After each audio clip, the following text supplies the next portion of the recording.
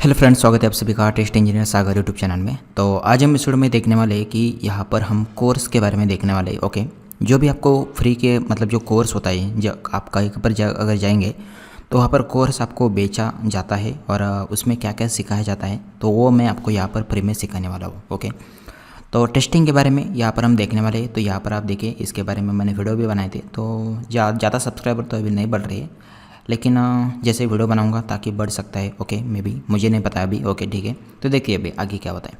तो वीडियो का पर्पज़ जो है, हम देखने वाले हैं कि यहाँ पर सिलेबस क्या क्या रहने वाला है और क्या क्या हम देखने वाले हैं।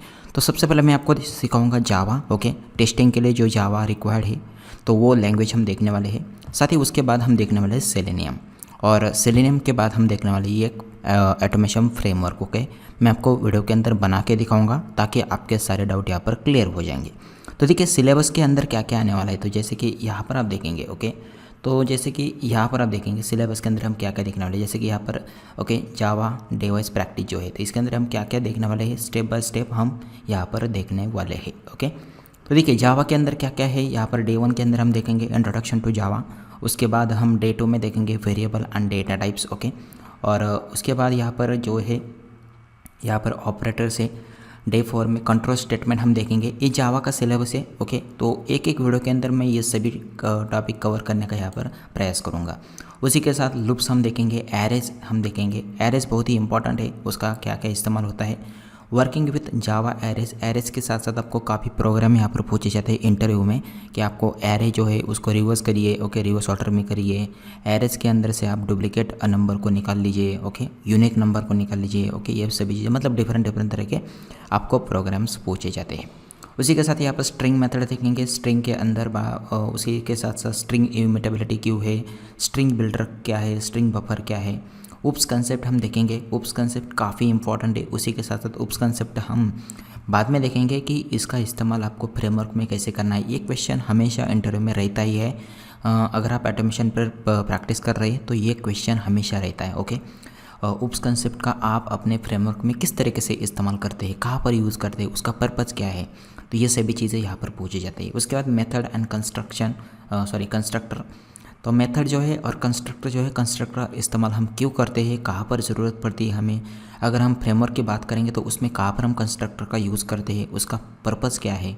ओके, ये सभी चीज़ें। Polymorphism, these and static keyword का यूज़ क्यों करते हैं। Inheritance, types of inheritance, method, overloading, final, super keyword, this keyword. Data abstraction in interface, इसका इस्तेमाल क्यों करते हैं। ओके, उसी के साथ साथ रैपर क्लास और उसके एक्सेस मॉडिफायर क्या क्या है, एक्सेप्शन हैंडलिंग क्या है, कैसे एक्सेप्शन हैंडलिंग करना है आपको, कहाँ पर एक्सेप्शन हैंडलिंग आ जाता है। ओके, उसी के साथ साथ टाइप कास्टिंग, कलेक्शन बहुत ही इंपॉर्टेंट है। कलेक्शन के ऊपर हमेशा क्वेश्चन रहता है इंटरव्यू में, तो ये सभी चीज़ें हम देखने वाले। स्टैटिक वेरिएबल क्या है, उसका बेनिफिट क्या है, हम स्टैटिक क्यों बनाते हैं, ये सभी चीज़ें हम देखने वाले जावा के अंदर। तो इस तरीके से हमारा जावा पूरा कंप्लीट हो जाएगा डे 21 में। ओके, तो 21 वीडियोज़ में ये आपका जावा पूरा कंप्लीट हो जाएगा। उसी के साथ साथ हम बाद में देखेंगे जावा के रिलेटेड जो भी प्रोग्राम्स यहाँ पर इंटरव्यू में पूछे जाते हैं, वो प्रोग्राम हम यहाँ पर कवर करेंगे। ओके, तो ये तो हो गया यहाँ पर एक जावा का सिलेबस। उसी के साथ हम देखेंगे यहाँ पर जैसे कि सेलेनियम। ओके, तो सेलेनियम क्या होता है, सेलेनियम का सिलेबस क्या क्या है, तो यहाँ पर आप देखेंगे।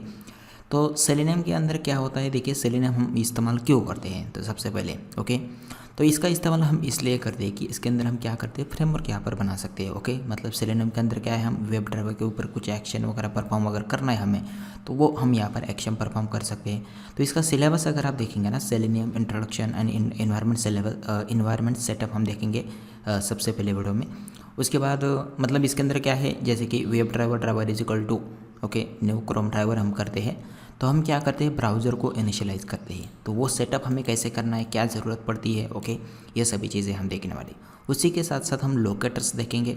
लोकेटर्स बहुत ही इंपॉर्टेंट है, हर एक इंटरव्यू में इसके ऊपर क्वेश्चन होता ही है। आपको डिफरेंट तरह के क्वेश्चन होते हैं लोकेटर्स के ऊपर। लोकेटर का इस्तेमाल क्यों करते हैं, कभी कभी आपको पूछा जाता है कि कोई वेबसाइट आपको दी जाती है और उसके ऊपर पूछा जाता है कि यहाँ पर मुझे इस लोकेटर को आइडेंटिफाई करके दिखाओ, इसका लोकेटर निकाल के दिखाओ। कोई भी वेब एलिमेंट होता है तो उसका लोकेटर हमें फाइंड करने के लिए बताते हैं। तो ये बहुत ही इम्पॉर्टेंट है। और लोकेटर फाइंड करते वक्त क्या गलती हम करते हैं, इंटरव्यू में उनका अप्रोच क्या रहता है, मतलब उनको किस तरीके से आंसर चाहिए होता है। हम क्या करते हैं, इंडेक्सिंग भी देते हैं, ओके। लेकिन बहुत से कंपनी जो होते हैं वो इंडेक्सिंग यूज़ नहीं करती। इंडेक्सिंग का मतलब क्या है, जैसे मैंने कोई लोकेटर फाइंड कर लिया और मेरा 1:1 नहीं आ रहा है, तो मैं क्या करूँगा, फिर स्क्वायर ब्रैकेट में 1 दे दूँगा, 2 दे दूँगा, ओके, जितने नंबर का लोकेटर होगा। तो ये नहीं चलता है, क्योंकि उनका पर्पज़ होता है कि अगर बाद में उस लोकेटर का मतलब कहीं पर भी चेंजेस हो जाए तो वो लोकेटर कुछ भी काम का नहीं रहेगा। तो इसलिए हमेशा यूनिक लोकेटर फाइंड करना होता है विदाउट इंडेक्सिंग यूज़ करके। तो ये भी काफ़ी इंपॉर्टेंट होता है। CSS सेलेक्टर है, एक्सपाथ है, वेब ड्राइवर मेथड से, ओके। वेब ड्राइवर के मेथड कौन कौन से मेथड है, हम इसका इस्तेमाल क्यों करते हैं। वेट कमांड है, वेट कमांड का हम इस्तेमाल क्यों करते हैं, कहाँ पर हमें ज़रूरत पड़ती है, ओके। ये क्वेश्चन पूछा जाता है कि डायनामिक अगर वेब एलिमेंट होगा तो हम क्या कर सकते हैं, उसे हैंडल करने के लिए क्या कर सकते हैं। तो पहले तो हम यहाँ पर लोकेटर यूज़ करेंगे, ओके। तो लोकेटर भी हम यूज़ करेंगे, उसी के साथ साथ हम वेट कमांड यहाँ पर यूज़ करेंगे, उसको लोड होने के लिए टाइम दे देंगे।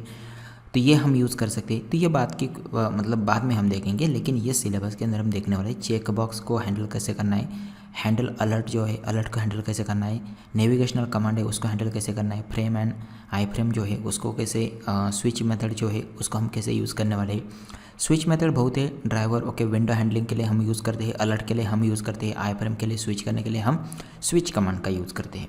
ड्रॉप डाउन होता है, लिस्ट बॉक्स होता है, माउस के एक्शन जो है उसको हम परफॉर्म करते हैं।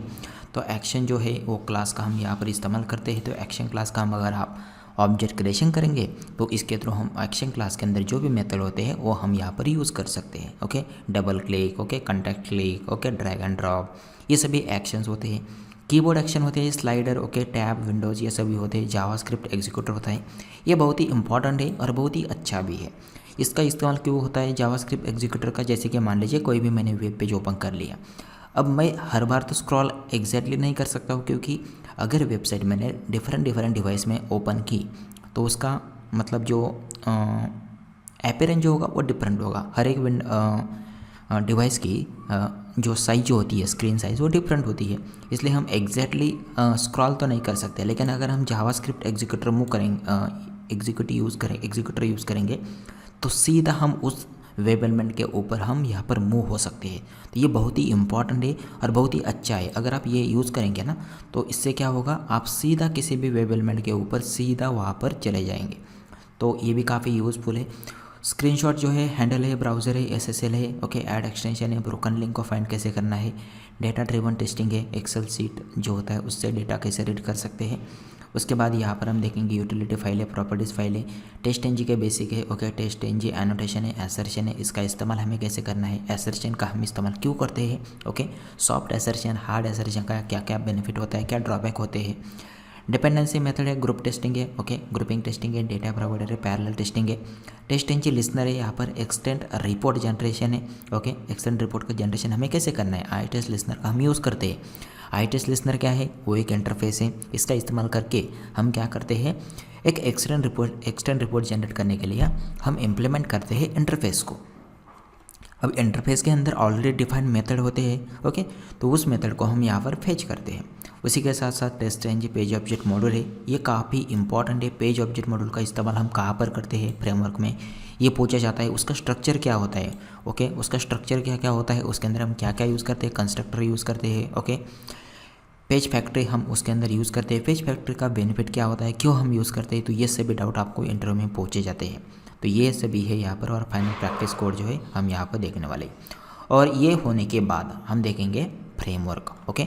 तो कोई भी अगर एक फ्रेमवर्क आपको बनाना है तो फ्रेमवर्क हम कैसे बना सकते हैं, तो ये फ्रेमवर्क का स्ट्रक्चर होता है, तो आप कैसे यहाँ पर बना सकते हैं वो यहाँ पर हम देखने वाले हैं, ओके। तो ये यहाँ पर है इस तरीके से।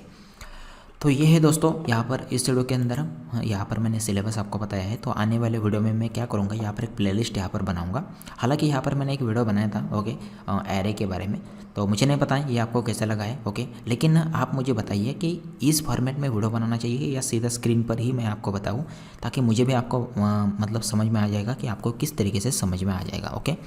तो मेरा एक डाउट है कि मतलब अगर इस तरीके से अगर मैं पेज पर लिख के आपको बताऊँ कंसेप्ट, हर एक कंसेप्ट, या सीधा जैसे कि लैपटॉप में मैं आपको बताऊँ स्क्रीन रिकॉर्ड करके, वो मुझे बताइए, ओके। दोनों में से आपको क्या लग रहा है, कौन सा अच्छा आपको रहेगा। तो ये था दोस्तों, चैनल को सब्सक्राइब जरूर करिए दोस्तों, अगर आप सब्सक्राइब करेंगे तो मुझे भी अच्छा लगेगा।